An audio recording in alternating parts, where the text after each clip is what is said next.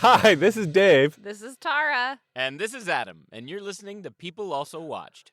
We're three industry insiders clinging onto the lower rungs of the Hollywood ladder, and we love examining movies. Every month, studios release big budget features, and for every one of those, there are a ton of lesser known movies you just might love. So, as we cling here to the bottom of this career ladder, we're going to watch big budget movies, but we're also going to introduce you to an older, nearly forgotten movie that people also watched. So like and subscribe to us wherever you listen to podcasts, and you won't miss a single recommendation from us. And Doesn't that feel good? That does feel good, Dave. And if you're on one of those fancy social medias, like the Twitters or the Instas, you can find us at People Also Watch. No ED, because no one likes ED. ED is bad. That's why all those pills are out there for it. ED. I think we get it, Adam. Now you're ED. really, you're really compensating for that. At People Also Watch. Yeah, Okay. you keep mentioning how ED is bad. Why is that? I don't know, because I've heard it is. Okay, this is getting very uncomfortable. At its release, it was the most expensive Indian movie to date, and you just watch the first half-hour sequence before the opening credits even start, and you'll instantly see why. This Telugu-language epic is based on the imaginary friendship of two of India's revolutionaries, and it's called RRR. Available on Netflix, RRR cost about $72 million to make and has made more than double that in box office. Because of delays in filming due to the pandemic, the movie took years to make, but the wait was worth it. So, Adam, what is your log line for RRR? Okay. Arr, arr, arr, arr, arr. All right. When two masters in the art of dance and bodybuilding hate the British so much they want to send them back to their little island, two Indian revolutionaries come out of the jungle with the aid of the very jungle itself to bring revolution to India. That was emphatic, Well, Adam. That was emphatic. That was and good. Thank you. that was real. You know, the whole time when I'm watching it, I was trying to think, okay, what if I'm called upon to do the log line? And this was going to be my log line. I hope you don't mind me doing this. No, please. Can't wait. Okay, are you ready? Oh, here we're Do you like musicals? Yes. Yes. Do you like action? Yes. Yes. Do you like buddy movies? Yes. Do I? Do you like comedy? Oh, Yes. boy. Do you like romance? Yes. Wow. Do you like a zoo of animals attacking the British? I In feel fact, like there's it's a my lot of favorite questions. movie trope. My favorite movie trope. Have I got a movie for you then? Oh my God. Got- First of all, this movie had me right out the gate because Oh. it made the British so villainous. Like, they start Yes. the movie by purchasing a child. Just like, Yes. I want that Yes. one. Boop, here we go. And you're like, I wonder But who not the just villain is. purchasing, not purchasing a child, purchasing a child from like a remote village of tribal people. Right? Yeah. Oh my God. And then like there's like this beautiful little girl is singing a nice little song and doing henna on this satanic white woman. And she's just like, I want that one for my mantle. And I'm like, oh man, this is not going to go well for the British. And it does not. Oh, no, it does not. And I think that, like, to me, I was like, we need more movies that really start painting what the British did in more of a light. Like, I mean, I know there are movies that paint like what the British did in the correct format of like, yes, they are colonizers, they are world crushers, but like this really put a good face on it where you could be mad at them and laugh at them and cheer when a tiger tears them apart. So, Yes. And you know what was smart about this movie? They did not try to humanize the British at all. Nope.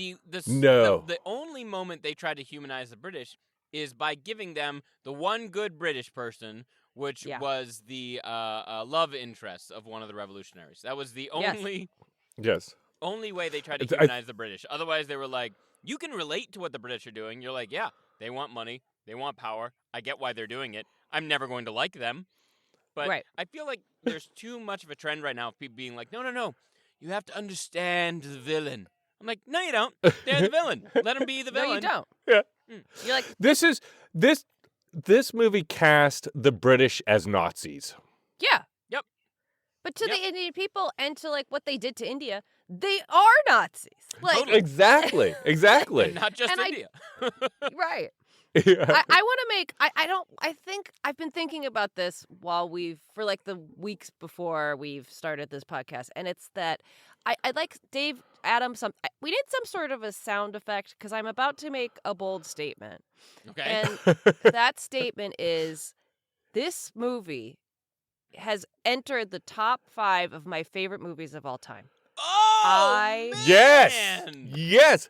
Thank As you. it should. Yeah, no, like I mean, like literally, what Dave was talking about is normally you're like that's 1,000 hats on hats, and like that you Yes. cannot have all of these things in one movie. That is absurd. It's unwatchable, and yet it has every movie genre in one movie, and it is done so perfectly well that I mean, I was emotional, I was crying, and I Yeah. think the reason I loved it so much. Like my number one reason beyond all reasons, besides the action, besides the amazing choreography and fight scenes, which are tremendously amazing, is the fact that this movie is about a real male friendship and they are not Yes. afraid to go there Yes. with like the I love yous, the like I'm here for you, you mean something to me, and like real emotion. And I'm like, yes! Yes, yes, yes, yes, yes, yes, yes. Every single male, because I'm going to call this like a buddy movie, right? Yes. Yeah. Every Yeah. male buddy movie I have seen up until this point has always been like, look, I don't like you and you don't like me, but Right. I guess we're going to have to work together to make this thing happen. This movie starts with like these guys meeting, and then there's a 20-minute friendship montage, like of Oh, them, it's so good. Yes. of them like playing tug of war with children and like dancing together, and like I'm just like, yeah, all right, cool. And the reason it's- is it's almost like the other thing that's brilliant about this, and I don't know if they did purposely or not, or maybe they did, is when the two heroes, because the two heroes are like, we see hero 1, we see hero 2, right? And we see immediately that they are meant to be enemies, okay? Yep. That they are on two very much like, this guy is trying to get his highest rank he can in the British Army so he can get like whatever it's just clear that that's what he wants, okay? And he beats And I think up that's Rom. yes. And Yes. then the other guy is like this mythical strong man hero who like essentially captures a tiger is like the opening scene. And you see that Barehanded. he's Yep. like a hero for his people. And I think he's tied to this tribe about this little girl. But when they meet and they're trying to, like, they have this insane scene under a bridge where they're saving a child and they're like, swing. And the guy on the bicycle just looks at the other guy and they're like, we got this. And they become best. Hand signals, like I just Yeah. Just hand Yes. signals. And so I'm like, what's brilliant about it is they set up a male friendship with Romeo and Juliet. Like, they are Romeo and Yes. Juliet. Yes. Yep. I Yep. was thinking Javert and Jean Valjean. Also, sure. Sure, good, yeah, good. Yeah. Yeah, I loved this movie from the word go, and there are so many great parts to it. I like how unapologetically fun it is. Yes. Like, Yes. it's just like the fight scenes. Like, there's a point where the guy like picks up a motorcycle and swings it Yes. like a club at someone. It's just like, sure, yeah, okay, cool, yeah, this is my weapon now. Or it's like the dance, the dance scene in this movie. So there's a moment, right, where the two Indian gentlemen go to a party because they were invited there by the English romantic love interest. And Yes. they get to the party, and they're the only Indian dudes there. And this typical white British asshole steps forward, and he's like, do you even dance? And he starts Yes! like, doing things like flamenco and, like all these. And I'm sitting there going, how are they going to? And they proceed to do a full-on Bollywood dance number. And my favorite part about it is, like, everybody in the background are these white people trying to do the Bollywood dance number and not looking nearly as good as the two Bollywood leads. Just crushing. Absolutely And crushing. I also in that whole like when when they get to that party and it's leading up to this, in my head, I'm like, oh my God, we're about to get a Bollywood dance number. And like, I literally was like, I cannot believe after all this crazy action sequence. And they give our two leads who have just like slayed tiger, like who have done all the strongman stuff, who have thrown motorcycles, who have done like the burliest, scariest, like manly man stuff, are about to dance with each other. Yep. And I'm like, Yeah. yes, I could not be more here for this. And And that's what demonstrated their greatest strength. Is they were the strongest people because they danced the longest. That's It had right. nothing Yes. to do- it's like the least toxic way of showing your strength is by dancing. It's just it endurance. literally becomes a dance-off between the two of them. Yep. And it's made even more genius or beautiful when Ram notices that Bream is tiring out, but Bream wants to impress the English girl. And so Ram's like, he throws the fight. Yep. And Yep. it lets Bream win so that Bream could. He's a great wingman. I mean, Yeah. these guys are like, when you experience the relationship or see the relationship, my thought was, God damn, I would love to have a male friend in my life that was this close and this caring and this supportive. You know what I mean? Oh, Dave had a breakthrough. I had a breakdown and then I had a breakthrough. Sometimes you need that breakdown to have that breakthrough, Dave. Sometimes you need to have it. That's right. You really do. You really do. But it just was so. It's. And I think we'll talk about it more when we talk about the next movie. Mm-hmm. But one of the things I find, fascinating is it's so matter of fact. Right. They don't. First, there's no homophobia. There's no like. They're just like, hey, we're great friends and we love each other. Yes. End of story. That's it. Yeah. We did the coolest thing ever. We saved a child and we swung under a bridge from Yeah. like the Indian national flags. Yeah. And like now we're best friends. And I'm like, that's a great way to meet your best friend. Yeah. Really. It really is. And then we'll fall into the water and run towards each other underwater. Yep. And hug and be so And excited hug. that we met our best friend. Oh, I couldn't, from the get, I was like, the action and the, like, what this movie looked like was beautiful. And mm-hmm. it's, like, it's also long. So I don't think that should deter you. Because when you think about the fact that we said there's 17 movies in one, it's going to be a little longer. It's going to be a little longer. Yes. But it didn't feel that long. Like, it No. really No. didn't. Every time, because here's the other part of it. The story's good. Like, Yes. Yes. both of the guys, the two male leads, have these great arcs, that Yeah. that both carry throughout the course of the entire movie, and you want to see what's happening next. And right when it starts to ebb a little bit, there are these crazy fight scenes where Ra's on the back of Bream's shoulders shooting two shotguns at the same time. Yeah. Oh, that's right. yeah. I forgot. When did- that was that when he like breaks out of the prison and he Yeah. can't Yes. walk He can't because walk. he's been huddled for so long. Confined. And they Yeah. have this whole fight sequence where he's just on his shoulders running. It's amazing. Oh. Oh. And the way they do flips up the side of a Oh. tower, So and Bream's good. holding the two guns, right? Or is Ram on top holding Ram's the two on top. guns? Because he Hold- can't walk because he's been in Yeah. prison. Oh, But Just. and then like Tara was saying, I'm not going to give away anything here, but Tara was saying like they set them up to be adversaries because it starts with Ra being lawful good, and then you Yes. have Brim is the like revolutionary, and Ra's whole job is to catch Brim. He just doesn't know Yes. it's him. Like he doesn't know who Right. the Yes. revolutionary is. He eventually finds out it's Brim. But at the midway point,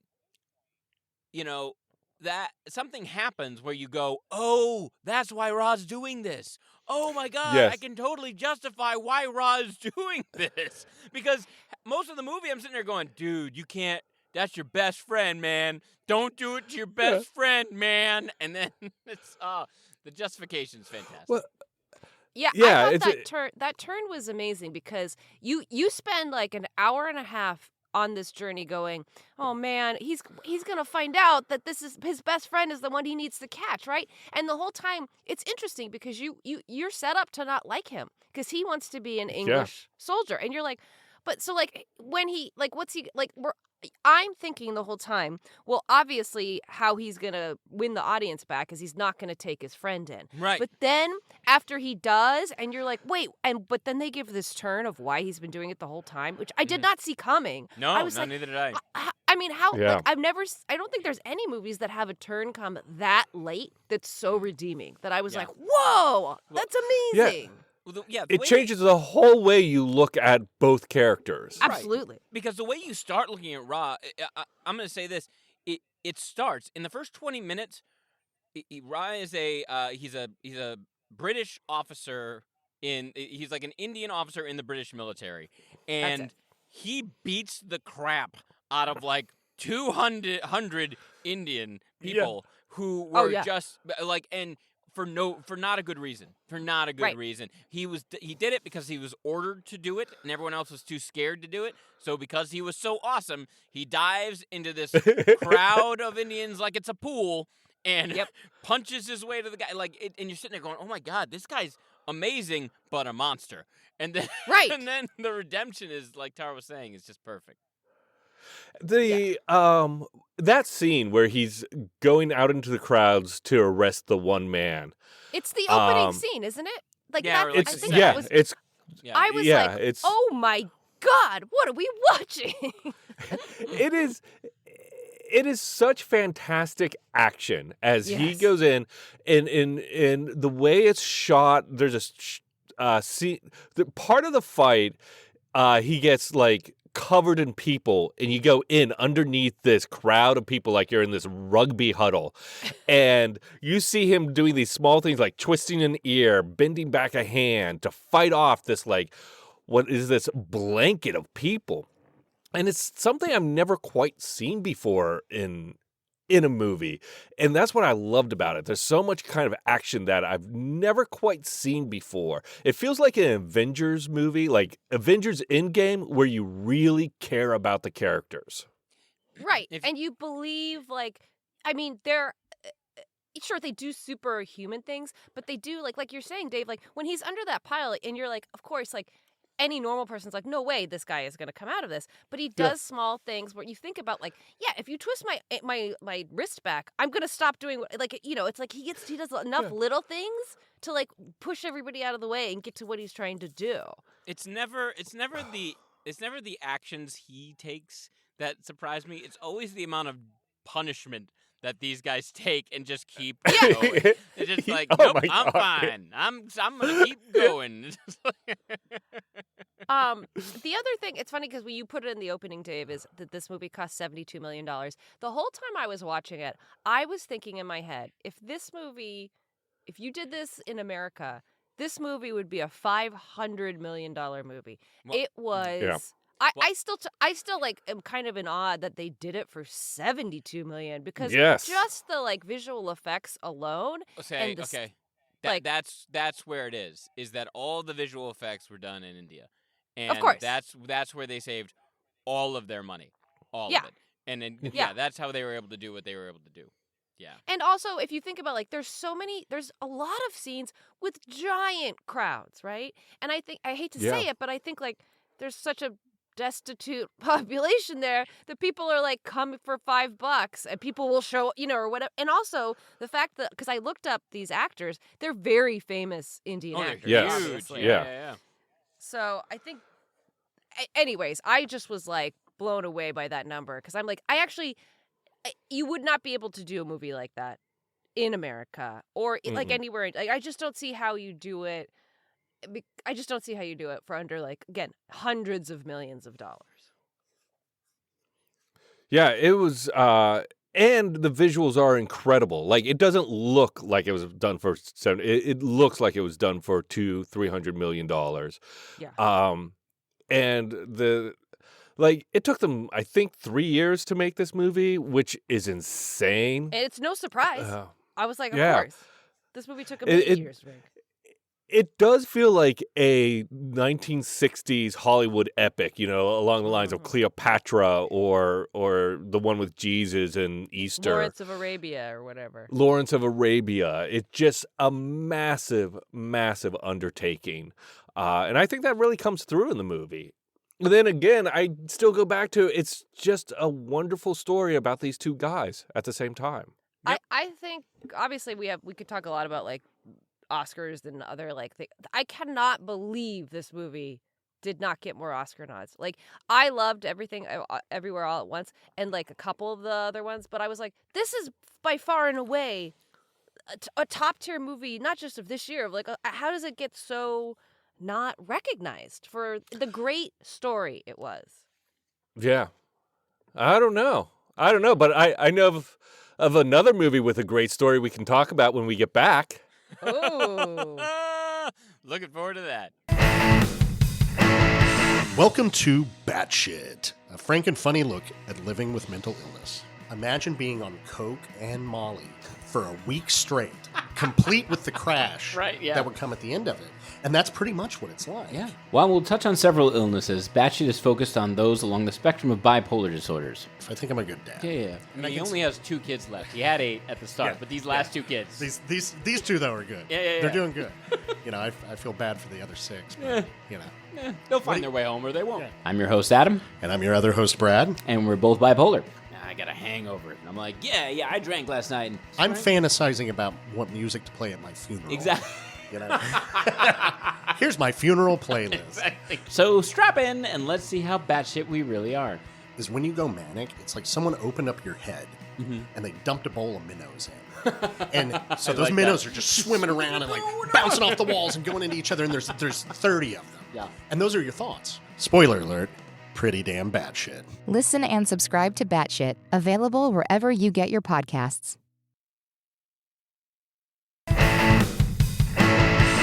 Now here's a movie that people also watched.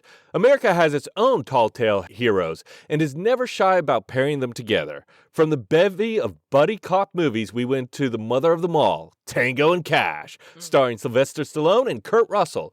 Back in 1989, this big budget action movie cost $54 million and grossed $120 million at the box office. Well, Adam, you're riding the log line train. What have you got for us? Oh, we've Okay, really here we go. stumped Wait, him. no, I'm gonna get it. Hold on, here we go. When 2 Los Angeles police officers succumb to their violent and unnaturally hateful nature, hundreds, if not thousands of dollars of damage is done to property as they try and take down one of the most confusing drug dealers known to man. That's my line. That pretty much sums it up. Yeah. Yeah. That really does. I told you guys at the start of this is that this. So my husband has talked about this movie since forever, right? Wait. Have you never seen this movie, Tara? I have never seen this movie until now. Oh, exciting. Yeah. So Yeah. I was like, it's been built up by my husband, who's like, it's the best buddy cop movie of all time. Da-da-da. And so Adam, you asked me like off air to defend this movie from Art's perspective. So here's Art's take on this movie. It is peak Kurt Russell being the most Kurt Russell version of himself, and that like it is what everybody absolutely loves. And then Jack Palance, Art's like, I don't think there's been a better like. It's his most Jack Palance-y, right? Like snarling bad guy. And he's like, Sylvester Stallone was sort of like coming right off of like all these, Rocky and Rambo and stuff. And it's like, he just wanted to wear a suit. So like, that's really what it is. But Art he's like, it's the most like 80s bro-y, and he just loves it. So that's all I'm going to say about like, that's Art's defense of this movie and why he loves it. I was taken aback by this movie. Me too. And how poorly it holds up through the lens of time and social justice. It was the only thing I would say that it had going for it, but actually, no, I was about to say it wasn't overtly racist, but I take that back. Nope. So There's a line. Kurt It's Russell in there. literally says, I don't want to die at the hands of an immigrant like I want to Yep. die at the hands of an American. Right, and then he says something else about America. He has two very specific, like, patriotic lines, and I was like, oh, Kurt Russell, I bet you don't like that you said those now. Oh man. Yeah. So I'm surprised Tango and Cash is not the movie of the QAnon group. Right? Here's it. Let's jump right into this. So first of all, I think I speak for all of us, and you can. I don't think Stallone should do a movie that requires banter. Like, that's just not Stallone's bag. I'm not saying he can't deliver a one-liner. The man can deliver a one-liner, but banter, not his thing, not his cup of tea, as it were. To make it worse, this script felt like it was written by a Catskill stand-up comic because Yes. every line was like a ha, like back and forth between him and Russell. None of them are good. None of them are like, they all make these guys sound like the most arrogant, like, can't be bothered dicks. You know what I mean? Like, just Well, woof. yeah, and also the other thing about the lines, every fight scene, every moment, like every 10 seconds, they were like, okay, we need like a topper here. It's like, Yep. Okay, this guy just lost his head. How about, it looks like he really lost his head. That's good, it's Stallone. Yeah. Art said, and I don't remember the timeline on this, but I think Lethal Weapon had been Yes. and Beverly Hills Cop. They were all in this era, and I feel like Yes. whatever studio made this was like, we need our answer to those two very well done, sort of Yeah. cop-based things. And here's the thing: I thought Tango and Cash was about like they were buddies or partners, and so. At the top, when I realized, they're rival LAPD, and that like What? this does not make LAPD look, and also the thought that like downtown LAPD doesn't talk to West Side LAPD, and I was like, Yes. what? Like Yeah. you guys kind of know each other, but you don't, and really it's all about like getting in the paper for drug busts. Also, is like so relevant of the time and what people were concerned about, but yeah, it does not paint LAPD in a positive light, we'll just say. Because Well, they're rogue cops who do whatever they want. they're also like considered heroes Yes. by the newspaper or the public, and I don't mean that in like, oh man, they're just violent assholes, but do we like highlight a particular cop and call them heroes unless they is there an ongoing story about cops in the newspaper, about one particular cop in a newspaper, like Officer Reedy, and every day it's like, oh look, Officer Reedy has another drug bust. Well, yeah, That's because interesting. that would imply that they make drug busts regularly enough to stay Yes. at the top of the news cycle, which means like they got to be busting multi-million-dollar drug busts like every 3 days type of thing. Like, Yeah.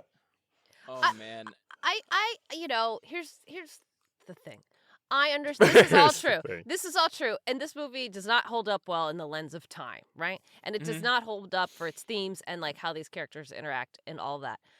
No. But at the time, like I said, Adam, your comment about Sylvester Stallone not doing banter is only so highlighted because Kurt Russell has always been so charming and Agreed. so good at it. agreed. And even in this, when he says the two despicable, like, American patriotic things, you're still like, yeah, but he's fun. Like, he's, like, Yeah. Kurt Russell funny, and he's charming, and you're like, yeah, that guy can get anything he wants. Like, of course, anybody's going to do anything. Yeah, when Terry Hatcher shows up, you're like, of course they're gonna get together, even if that's not Stallone's sister. She's gonna leave Stallone now for Kurt Russell. Like, I mean, come on. I also think, like, obviously Terry Hatcher's going to do a mostly naked dance scene. Of course, that's what we were going to get to in that movie. So when that happened, I was like, yeah, of course, here we go. And she was really not a good dancer in it at all. Can I But- ask why is it around this era there were a lot of these like dance numbers in these movies? Like Mandy and I just rewatched The Running Man. Oh, yeah. That movie's fantastic. But what Yes. it does is there are a number of like, let's cut to the Running Man dancers, and they're doing like these really like elaborate. I'm like, what are we doing? Why are we watching this? I mean, it's fun and good for those women being featured for whatever amount of money they're getting paid. But I noticed this like reoccurring theme of like, oh, we got to meet a girl in a nightclub, and she's gonna be doing a full-on dance. I want to say I think it's a subtextual, subliminal holdover from early films, right? From like movies from the 50s and 60s where like you had to put in a dance number because they didn't have enough story and people were so like Fred Astaire, Ginger, like that's what audience wanted to see. Like I want to see these unbelievable dancers doing it. And I think there's just some sort of like again, I think screenwriters, moviegoers, you just kind of want that. But also because screenwriters did not know what to do with women or female characters, they're like, well, I bet she'll just dance at some point. I mean, that's what women Yeah, I was do, about right? to say. I was what about does a to say woman they do? knew what to do with women. They just didn't know what to do with female characters. Right.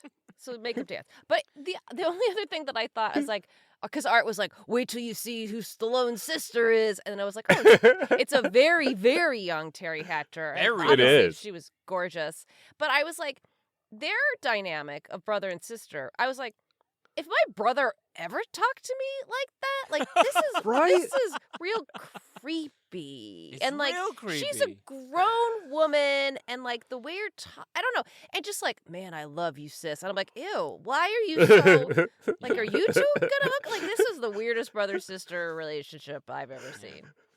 There was a point where Sylvester Stallone and Kurt Russell break out of prison Yeah. and show up at her place. Like through a lot of events, they show up at her place, and Sylvester Stallone's character keeps an extra suit Yeah. at her house. Yeah.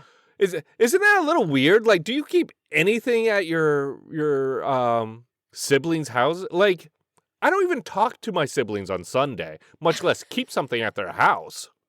There was a lot of these moments throughout the movie that made me go, wait, huh? Like, let's talk about the villain.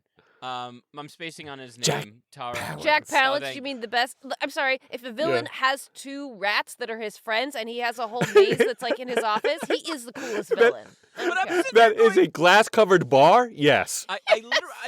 I just said in reviewing the previous movie that I don't need a reason for the villain to be the villain. But Right. I needed a reason for this villain to be doing what this villain was doing because he was like, no, don't kill him. Keep fucking with him. And I'm like, but why? And all the people in the movie are like, but why? We But could why? Just kill him. Just He never kill him. answers it. And they He never, never answers it. And then at the end, they do this. So the movie, the final big thing is everyone has a monster truck and everyone Yeah. has like an A-Team style van. Yes, and they're driving yes. around the gravel pit, which is where the villain's lair is. And they keep cutting back and forth between like Stallone and Russell, like shooting out of the truck or like driving around explosions. Yeah. And they keep cutting back to the villain Jack being like, "Go! Get him!" And I'm like, what is happening? Yeah. He's watching it on like closed circuit TV, and he's Yeah. like, "Get them! Get them! Oh!" Ooh, Russell! He's like a Scooby Doo villain. He's like, "I would have gotten away with it if it wasn't for you meddling Tango and Cash." Yeah, no, I agree Fucking- with you, Adam. Like, the reason I think we didn't need villains to be the villains in RRR is because we all know British colonizers are a villain. Like, we understand that. Yeah. And I yes. think, we all we needed from Jack Palance, which I think he does say, is that they've already like messed up $60 million worth of my drug trade or whatever. I think that's what he Yes. says. But it is, you're right. The thing that even two scenes of characters ask Jack Palance, yeah, but why don't we just kill him? And he's like, because. And you're like, but no, but why? Like, why? Because there would be no movie. Because right. look at these Um, rats. It's like, all right. yes. I know that I think he was a working director well before this movie, but I'm just gonna say this because in my like revisionist history of real life, this is going to be what it is.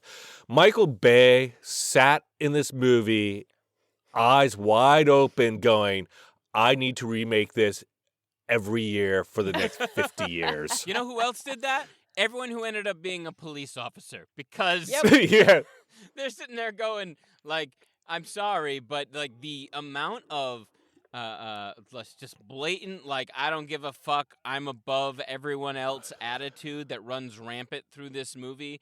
I mean, they're running. Yeah. They're okay. They escaped from prison. They're wanted men. They make absolutely zero attempt to hide. They're just running around No. being a cop because cops will protect. And I'm like, what is going on? What is happening? Like, someone arrest that man. Someone get on that. Like, come on, FBI, do your damn job. Oh, it's so Yeah. frustrating. I feel like Tango and Cash are the two. Either one of them is the face people imagine when they say, "All we need is a hero with a gun." Yeah, you're right. Or Yeah. gun boots. Or gun boots in this case. Because Oh, yeah. Let's also yeah. not forget that, like, Kurt Russell has this weird buddy with like a magnifying glass eye who's like makes him toys like Batman, and you're like, what? yes. By the way, he was like Tara- a Q. Right. For a half second, Tara, I thought it was Bonsai. Just for like a hot second, like with Agree. He yeah. looked a little like, and it's funny, he was in a lot of movies, that guy, but he did look like. Oh Bond. yeah. Yeah, but yeah, it was just like the most random. Like, he had a dog, stuffed animal that shot bullets, and he had this like super truck. Yeah. And I remember being like, "Wait, does this guy work for the police department? Like, is this like Yeah. a division of That's- the LAPD, or is he just a Yeah, hobbyist?" like how regulation is your boot gun, Yeah. Kurt Russell? I feel like we should rate this movie. I feel like Wait, Yeah. I do want. Well, okay, I'll say it in my rating. you can say it now. Don't let us hold you back. I think it's so interesting as we're talking about. The more I think about these two movies back to back, they are the perfect back to back kind of movies because they are opposite sides of the same coin. Where RRR does a buddy relationship movie so well, and it has a dance sequence, and it has violence, and it has action, and it has heroes, and it has villains. And this movie has all the same shit, but it's like the negative side of it. It's the American you know, side. It's the American version. It's true. It's the American version. It's so amazingly. They're so similar and yet worlds apart. And that being said, we have a 3-tiered rating system. People must also watch, which is definitely go see this movie. People could also watch, it's a pretty good movie. And people don't also watch, as in just avoid it. Don't go see it.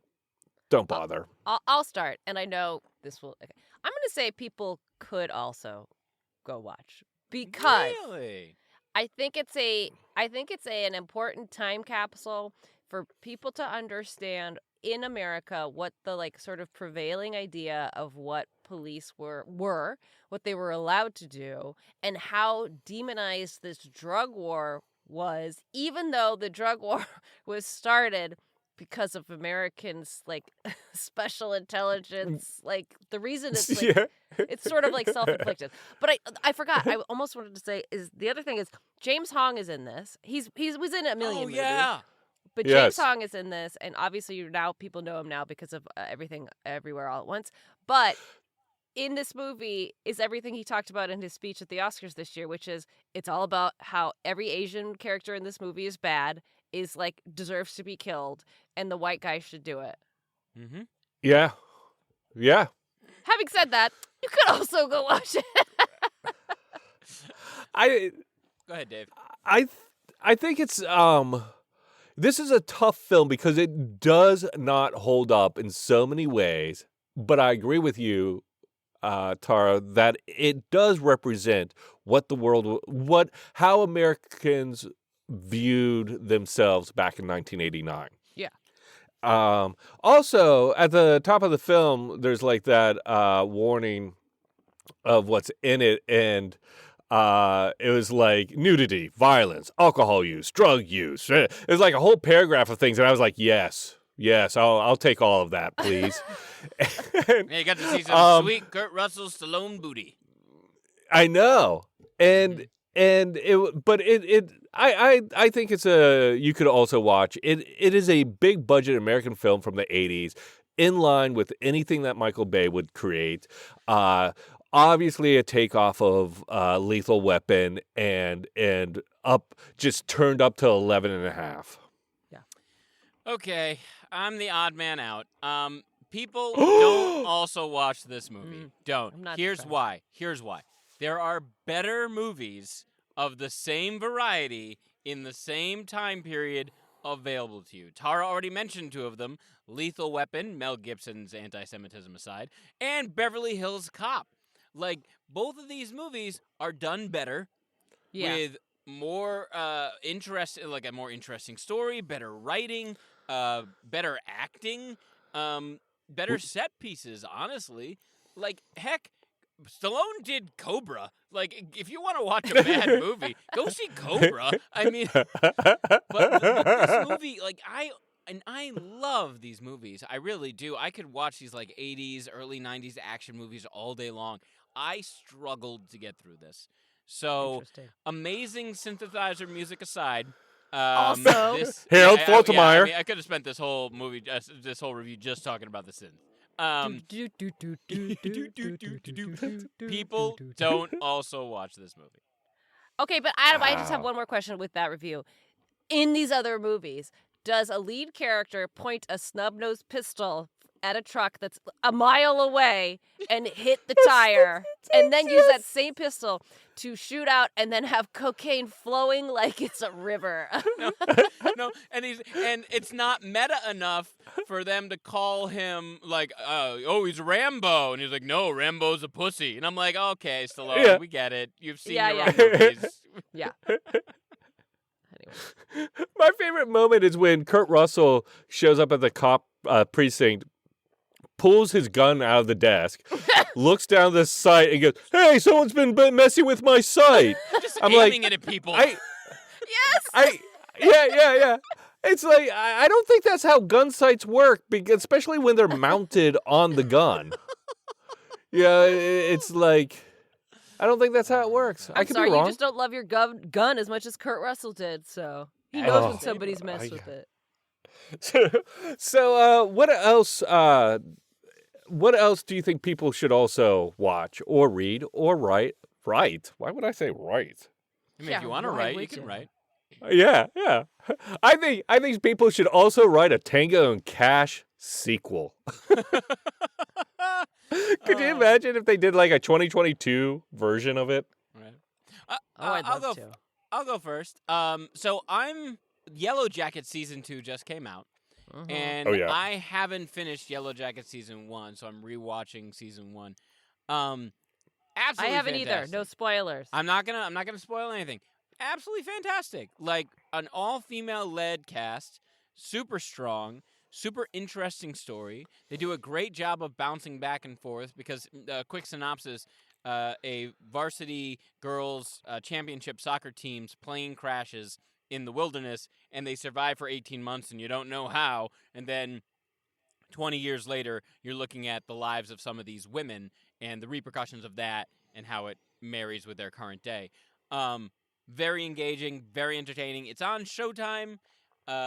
Everything Everywhere All at Once is on Showtime too. So, it's a reason to get a free trial of Showtime for a month and binge this.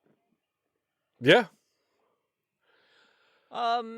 Well, I was like just struggling because I was like, what? I say is the show that I worked on all of last year. I did locations and was on it. I did a couple small roles. It's called Jury Duty. It's out on Freevee now. The first 4 episodes are out. So we're watching it. It's very funny. Good job. Oh, that's right. Because Adam, you did post on this. That's right. Exactly. I watched did post the first. on it. We watched the first 3 episodes Thursday night at like the little premiere they had for the cast and crew, and I have to say, I was pleasantly surprised. I did not think it was going to be that funny, and it really is. Oh, wow. We edited the crap out of it. Oh, I have no doubt. There was so much footage, and we shot for I can't to wield it all down to what you guys did. I was like, that's a feat of strength. But it's very funny. Yes, highly recommend. Freevee, Jury Duty.